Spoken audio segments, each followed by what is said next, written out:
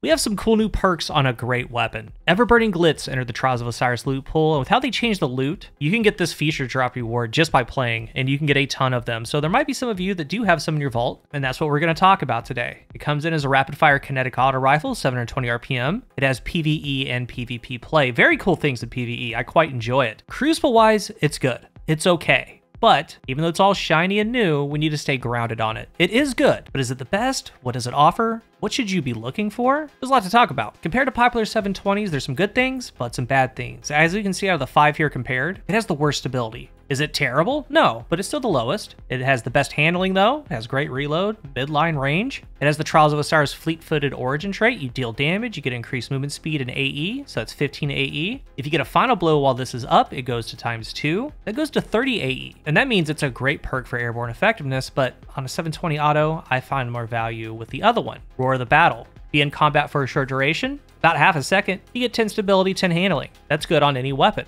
especially on this auto rifle. When it comes to the barrel and magazine, they took away deterministic recoil. That means we're back on curve. And Everburning Glitz sits right on a vertical pattern. It's going to tighten up as you get this stat higher. Remember, it has to end in 5. And as a rapid fire in this midline 55 recoil direction, it is sporadic. It's going to jump left or jump right, but as you shoot, it levels out and gets to be a lot more straight. A laser even, kind of like Summoner. The more that you stay on the curve and go up, let's go to 65 and so on, the less of that initial jump that it does. All the way up to 100, like right here, it matters. It's going to start you off way more straight, and it's going to stay there a lot better. And we're going to have perks to help this even more. There's a noticeable difference. Try it for yourself, and it might be the breaking point of you just balling out with it. And it's worth noting that with tier 4 and 5, you're getting extra stats, so combined with Masterworks, enhanced mods, it can sit comfortably 70 range, 70 stability. That's really good. So since it is about feel, just know that you're on the curve, and if you want to just go straight range from there, or some stability, you can. It can work. The very first part of your shot's going to be a little bit jumpy. Ideally, you do go with hammer forge, small bore. It does have ricochet rounds. Then you can add on ballistics. Or instead of something like ballistics, you can maybe do extended with a counterbalance mod or arrowhead to get that recoil up. You're going to have to play around with it. Just know that 100 is noticeably different. Get as much range and stability as you can. Moving on to the perks in the third column, and I am going to be talking about enhanced perks. We have attrition orbs. I think it's still a good perk, doesn't proc as much, but you're still getting orbs. Is it my first choice on this? It is not, but it can fit some PvE builds. Lone Wolf. This is a high value perk on this. Improves aim assist, aim down sight speed, and AE, and when no allies are around, it's doubled. So at base, 6 aim assist, 0.85 ADS multiplier, 16 AE. When you're alone, it goes to 11 aim assist, 32 AE, and a 0.75 ADS. This thing sits at 80 aim assist, so you can get it to 92. Throw on one mod, it goes to 97. 2 mods, you have 100 aim assist. Fast ADS, 90 to 100 aim assist is a very good thing, and it stands out on a 720 auto rifle. Next, we have Subsistence, PvE. Feeding targets partially reloads the weapon's magazine from reserves with an increased amount of ammo because it's enhanced. 20% of the magazine on weapon kills. That gets us to dynamic sway reduction. Tried and true old school. Rapidly improves accuracy and stability while continuously holding down the trigger. For the Crucible, I believe that this is the best third column perk, and it holds a ton of value on this particular weapon, because each shot while holding down the trigger grants the following benefits. 1.25 stability, you get decreased accuracy cone size, 12.5% decreased accuracy cone growth. So as you hold down the trigger, it gets more accurate. And accuracy is the hidden perk in this game that matters the most. It's what magnetism is, and stickiness, and hitbox, all of that. It reaches maximum strength after 8 shots. So you get 100% decreased accuracy cone growth at the end of that, 10 stability. Since it's 720 RPM, it gets there extremely quick. Opposed, let's say, a high impact auto rifle. This is getting there and staying there, especially as you're holding down the trigger, going target to target. It's at max, and it's helping you out tremendously, especially at a distance. So because it's a 720, dynamic sway really stands out. Transcendent moment, light final blows, you get improved stability and handling. Dark final blows, you get range and aim assist. I think that there's better options here for PvE and PvP, like the next one, Bewildering Burst. Reloading this weapon after defeating a target causes the next hit to launch a kinetic projectile that detonates into a longer lasting disorienting blast. This is an awesome perk. Get a kill, reload. The first bullet on the next target shoots a little ball in the air, and it's not arc, it's a little kinetic ball. It deals tiny damage, but it disorients that enemy and the surrounding ones. The area of effect isn't as wide as, let's say, a disorienting grenade launcher. However,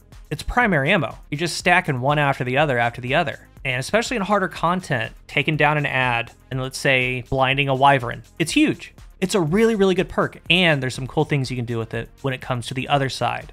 Next is To the Pain. While this weapon is equipped, taking damage greatly increases handling and aim assist until the weapon is stowed. Here's the deal, you have to have it out. You take damage and you get a maximum of 10 stacks, and at the end of that, that's 20 aim assist and like 20 handling, but you can put on handling help on your arms and run Lone Wolf. You just have what this perk gives. This perk needs a rework. I would stay away from it. In the final column, Elemental Honing. Dealing unique elemental damage grants this weapon a stacking damage bonus for an improved duration. This bonus is increased for kinetic weapons. This is actually a great damage perk. Stacks to 5 times, can get up to 40% more damage, and gaining a stack refreshes that buff duration of 23 seconds. Can be activated while stowed. Really good on Prismatic. It's like, yeah, it can get to 40%, but we'll talk about it in a moment. There's also one for all. You can just get 35% pretty much on demand. So it's going to be up to you. Next, Kinetic Tremors. Really good on this because, again, it's a 720. Shots come out fast, you get the shockwaves down, and the shockwaves take on damage buffs. And in the Crucible, that shockwave starts to drop at the end of the TTK. Like, here's a perfect example. I tied with this player, but the shockwave got the final blow. If I didn't have Kinetic Tremors, it wouldn't have tied. So it does have PvE and PvP play. Next, Tap the Trigger. Again, another great perk for it. For 0.76 seconds, I mean, that's the TTK. You get 40 stability, 50% decreased recoil, 10% decreased accuracy cone size. So that's something to remember. It's literally there for the duration of the TTK. You can have max stability with this thing, way less recoil, and accuracy help. It's a top tier perk. Next, Ancillary Ordnance. Rapid elemental final blows and final blows on targets affected by elemental debuffs periodically prepare a homing micro missile, which is launched from your target after this weapon's next final blow. More missiles can be prepared. Again, I believe this is also an awesome perk. This can stack to ×5. Elemental debuff, so sever, slow, weaken, all those keywords, you down them while they have that keyword, you store a rocket. Then on final blows with this auto rifle, similar to how the bewildering blind goes up and detonates, on the final blow a rocket comes out of the enemy and then seeks another enemy, and this is a very aggressive rocket. More on this perk later, but any elemental builds this weapon fits perfectly. It also states that rapid elemental final blows, so let's say ignitions, or say Unravel gets a whole bunch, or burnouts from Scorch.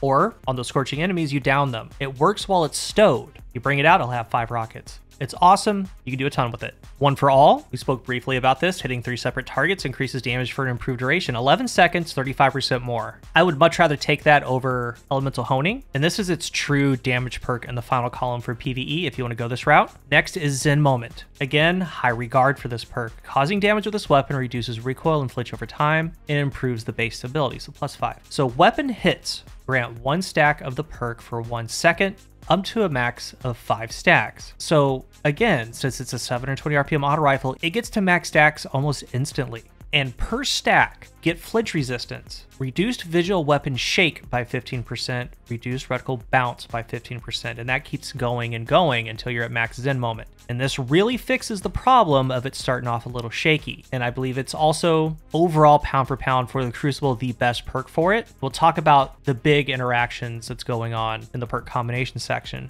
Then finally, Eye of the Storm. I love this perk. I've always loved this perk because it involves accuracy. Anytime you can gain accuracy, you're gaining an edge. And this perk, in every single gunfight that you're in, is proccing. Your shields don't even have to break. It starts getting into stages. At max Eye of the Storm, it's 30 handling, 40% decreased accuracy cone size, 17% decreased accuracy cone growth. All that means is it's vacuuming headshots. It's fighting through flinch. It's finding the head. And also keep in mind, they're buffing this perk. They're taking away the 5 stability, but they're granting 10% effectiveness on everything that Eye of the Storm gives and does. So it makes it that much better.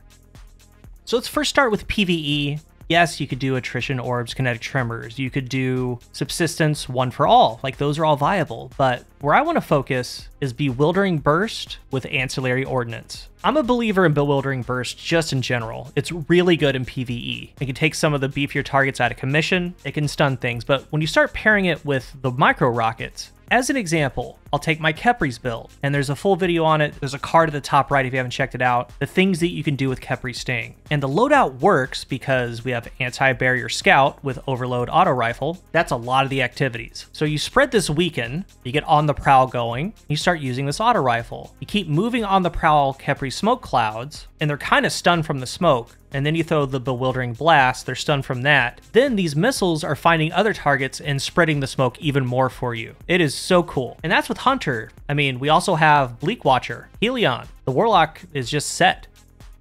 And if you're using a build like this on any character, you're getting downs on debuff targets. So you're always loading in those rockets. And on your reloads, you're throwing in stun. They work together really, really well. So it's kind of a new way to play, and I really, really enjoy it. It's actually a great addition to this Khepri thing that I've been doing. That's the one to pay attention to. If not, again, kinetic trimmers is great because you get to the trimmers fast. You would go attrition orbs, subsistence, and then obviously bewildering burst, because you could get kills, reload, stun things, do bigger damage to beef your targets.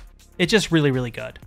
For the Crucible, there's one perk combination that I want to point out. It's not reinventing the wheel, but it's actually quite rare for an auto rifle. And this combination is actually where I find the most value for Everburning Glitz. Dynamic Sway, Zen Moment. Probably thinking, yeah, I've seen that before. It's on 20 weapons in the game, but only on 7 auto rifles. And remember, the 720s, both of these perks, it gets to them the fastest out of all the auto rifles. And the only other 720 is Riposte, and it's void, and I don't think you can get it anymore. So Everburning Glitz can get high stats, high stability, high range, and as you start firing this weapon, it's immediately getting stability, decreased accuracy cone size and growth. As you land shots, you're getting flinch resistance, visual shake, and reticle bounce reduction. So it gets to what feels like 100 stability, and it doesn't have that jump that we talked about in the recoil section. It turns it into one of the best dueling auto rifles in the game. And weapons tell you something. Everburning Glitz, this is a dueling auto rifle. Chroma Rush, it's a chaining auto rifle. Got some good damage perks. You add in the origin trait, it's ready to rock. And that said, there's also a dynamic tap the trigger. It's accuracy in the left perk, it's accuracy in the right perk. We also have dynamic sway with kinetic trimmers. We talked about that, how it can get some downs at the end of your TTK. It's also very good. We have Lone Wolf there, so Lone Wolf Zen Moment, Lone Wolf Tap the Trigger, Lone Wolf Kinetic Trimmers. Those are all great, but to me, Dynamic Sway with Zen Moment is the winner here just because it's a 720, how fast it gets to the max of these perks. If you get a tier 4 or 5 and you're getting extra stats, getting that range way up, it feels awesome. In this particular perk, I've been playing a lot of M&K. I threw on controller, and this is controller gameplay. It is absolutely wild, the aim assist in this game, just period, for M&K and controller. But with these two perks with controller, it was like aimbot. Like, it was able to get on the crit, vacuum there, and just hit face. Very, very good perk combination. That's the one that I wanted, that's the one that I got. And I know a lot of you have a whole bunch of combos in your vault, so look through them, play with the recoil direction, even get it up to 100 or as close as you can, see how it feels. And in PvE, I think there's a ton of play with it. I really, really do. And I do want to comment on Bewildering Burst in PvP. There's a lot of gameplay in here. It's kind of hit or miss. It's not a big flash. It's just very, very faint. Enough to take away the radar for a split second, but a lot of people will out-duel you through it. And the good, the bad, the risk reward, I would much rather have Dynamic Sway or Lone Wolf. Does it work? Yeah. I don't think it's the best perk here though. Really, really good weapon. I'd love to hear your thoughts though. If you're new here, remember to hit the subscribe button. And if you are subscribed, thank you so much for your support. Let's talk about Everburning Glitz down below. I still have some more reviews coming out, but today it's all about this one. Thank you for watching, and until the next one, I am CoolGuy.